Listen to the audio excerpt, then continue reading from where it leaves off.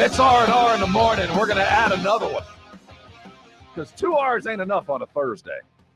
Let's add another. It starts with RJ Ochoa. He is Rudy J. I am Rob Thompson. On the bottom left quadrant of your recently and newly viewed SA Sports Star video, you see RJ Ochoa of Blogging the Boys sitting comfortably in a really well-decorated office.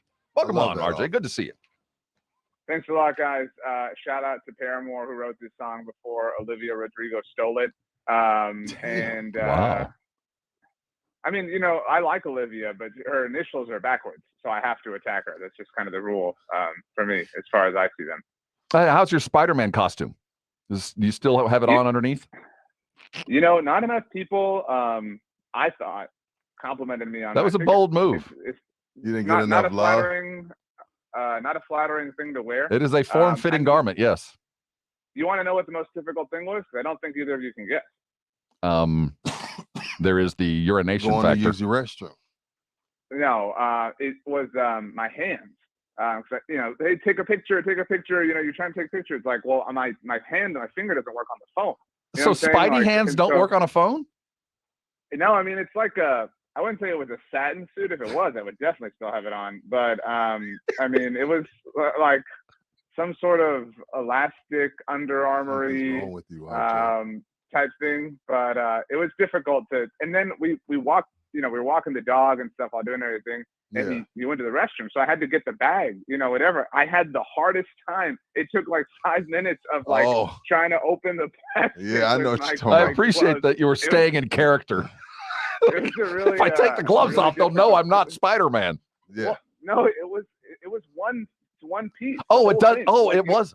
So you were stuck with it. Yes. Oh man, I'd have been claustrophobic.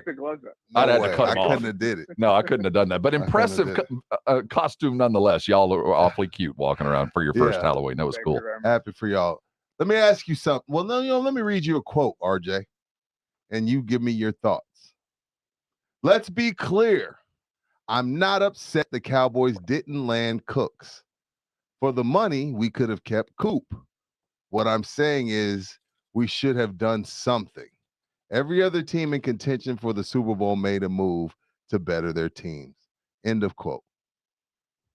Well, whoever wrote this, that was from Tad, the voice of Dak Prescott. Go ahead. What do you think of that quote? So I am still bothered that they traded away Amari Cooper. There's like, you can look at everything else they did and you can justify it to some degree. You cannot justify that. And people are like, get over it. No, you getting over it is like why they're going to do the same idiot thing in March. Like you have to remind them of their failure. That being said, the Cowboys did make a trade for Jonathan Hankins, so they did get on the board. They did I would do argue something, right? Well, I would argue that's more impactful than even like Buffalo trading for Nyheim Hines, like if you're talking about Super Bowl contenders. And so and the Eagles traded for Robert Quinn. Okay, the Cowboys have like 50 pass rushers.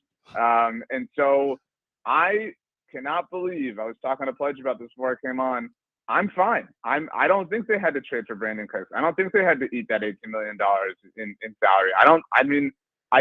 I offensively, I understand that there are questions. Would it have been cool? Would I be the guy sitting here gassing things up if they traded for Cooks or DJ Moore, whoever? Totally. But I think it's worth mentioning that we have only seen the offense as they envisioned it really once, and it was this past Sunday. And I'm not trying to say like every week is going to be, starting off with 4 touchdowns in a row. But I mean, people love to be like, oh, well, they haven't had a 100-yard receiver this year. Cooper Rush played 5 games and they've played 8. Like, that like, it's not, right. You can't throw things out like that. It's been a very weird season, but I think that they have earned the benefit of the doubt. Let's go back to the tweet real quick. And Rudy asked the question in break. Is Tad the voice of Dak, the puppet? That, when we hear from the brother, is he really kind of reflecting what Dak might have been saying, but Dak can't say it because he's the quarterback of the Dallas Cowboys and you don't speak ill or even negatively about the team that's paying you? And we only ask that, RJ, because he's done this a lot of times, and you would think if it was an issue with Dak, he would have shut him down. That's why I think I think that there are two ends of the spectrum when it comes to like family members involved in stuff like this. At one end, you have Kawhi's uncle, and at another end, you have Tad. I think Tad is just a Cowboys fan, and it just so happens to be that his brother is the quarterback of the team. I think Tad's been doing this for a while. And at least, I've learned to just kind of like, I don't not take him seriously, but he's just a fan. Like, I no longer equate. I think the he speaks for Dak narrative died during the contract negotiation. You think so? I think that's when people kind of, put it to bed. I think he just is passionate about things and he's friends with a lot of the players. He's a podcaster himself. He's had a podcast before. So, I think it's just that. I think it's just him kind of voicing his own feelings and thoughts and concerns. Dak wanted Jalen Tolbert, and they drafted Jalen Tolbert. So it's, Dak is, not afraid, I think, to voice his thoughts and opinions. RJ Ochoa of Blogging the Boys. Make sure you're following all of his stuff there, Blogging the Boys, the Twitter sphere. You're doing some for the culture as well, some Spanish stuff as well. How do they find that? Well, that's more situational. So sometimes I do videos for Mundo NFL. Yeah, it was good. NFL I enjoyed what little I could understand. Congratulations on that, brother. Yeah, it's really cool. I appreciate all that. That's awesome. It's a work in progress still. I would be lying if I said I didn't have some sort of script. But I learned in y'all studios, in case anyone's unaware, they're just floating scripts. These guys are frauds. They don't have any original. Yeah, it's all written. So how is your Espanol? It's money. The way I always tell people, or like what I always say is like, if somebody dropped like this, us right here, if somebody dropped us off in the heart of Mexico, we would survive. Like I feel like I could do and accomplish enough to where like we wouldn't starve. I think we'd get a roof over our head. I would sound a little bit silly though. Like I would be a little bit caveman-y, like, pointing to things and being like, see, or you know what I mean? Like just stuff like that. Donde está el biblioteca? Wow, Rob with the community reference. Rob used to spend 2-3 weeks in Mexico, RJ. He was an undercover DEA agent. Yeah, I was finding sources. Rob Thompson has a history that most people wouldn't believe. I'd like to tell you about it, but I'd kill you. He is Rudy J. That is RJ Ochoa. James Pledger on the other corner. We're glad you're with us here on San Antonio Sports Star as the Cowboys take a week off. I mean, this we're hearing Tyron Smith getting ready to start practicing again. Where do you see the Cowboys offense in a month?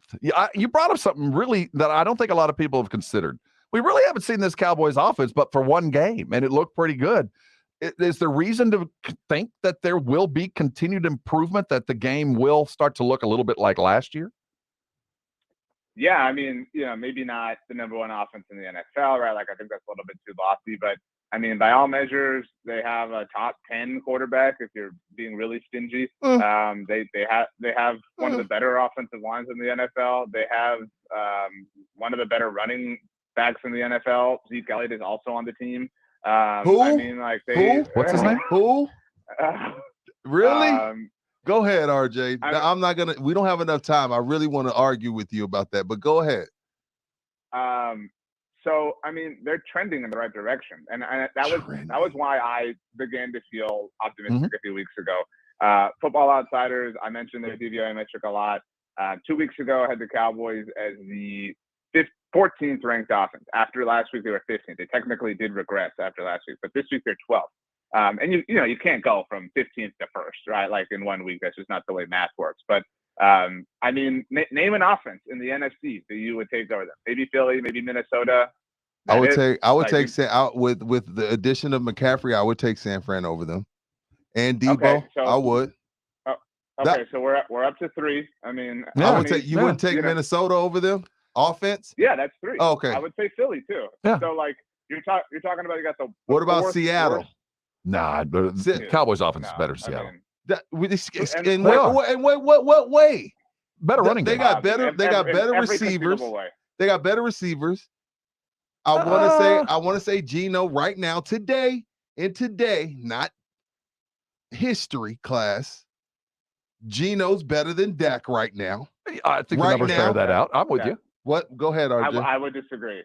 But to that point, so like, I think there's an art. Like if we're widening the parameters enough to suggest that Geno's better than Dak, I mean, there's an argument to say that Dak Prescott at season's end, right, if we're forecasting a little bit, is the best quarterback in the NFC.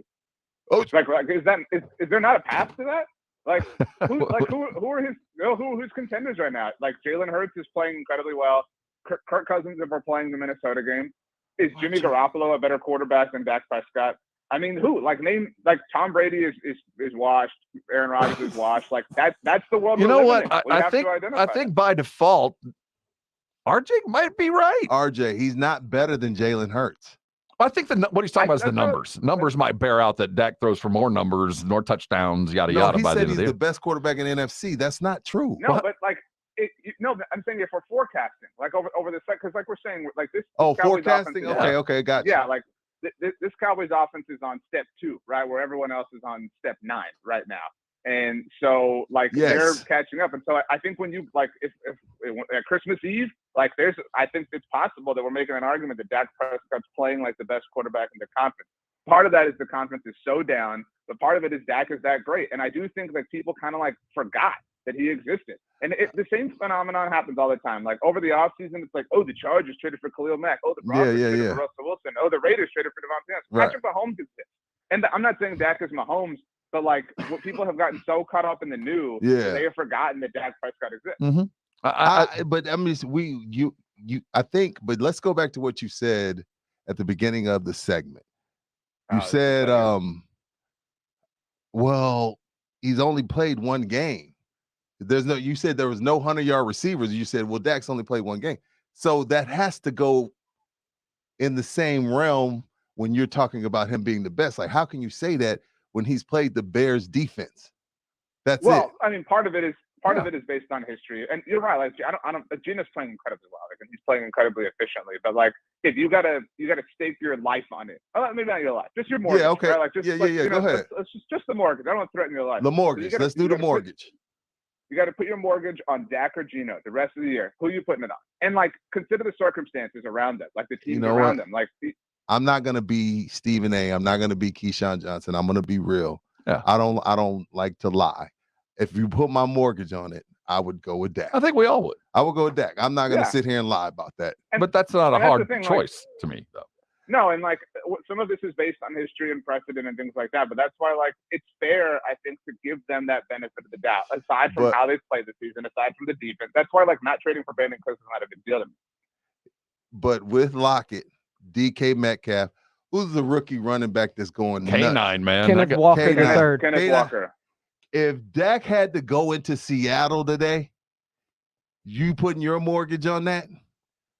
Yeah, because people said if the Astros have to go to Citizens Bank Park, they're screwed. They just threw a no-hitter. Like, anything that's possible anywhere. We got to start making this segment 30 minutes, dog. I know we're really. We got to start making this 30 minutes because, yes, we'll leave it alone. Well, one of the things I think RJ is kind of like me is we don't want to say this offense looks like it's about to take off. It looks like all these pieces have been. I honestly do. All these pieces have been kind of messing around with Cooper, that we saw some openings that we couldn't capitalize on because it was Cooper Rush. And now Dak was in there, and he stepped in and goes, we had open guys. We had guys down the field. Cooper just couldn't get it there. And then we get one game, and suddenly that offense was popping. Now, will we see that every week like the Bears? No, but I feel like last year is a better barometer of what the offense is going to be like than the 4 weeks of Cooper. I just think that offense is suddenly now part of the conversation every week, and it makes things that much easier. Okay. I feel like the next couple weeks are going to be kind of fun. I don't want to, I'm not going to debate y'all's opinion. I would only add that football is a team game. And so, like, we're sitting here, assessing Dak versus Gino. True. And so, like, the like responsibilities of each of them are different, and like call that like fair, unfair, whatever. That's just the game.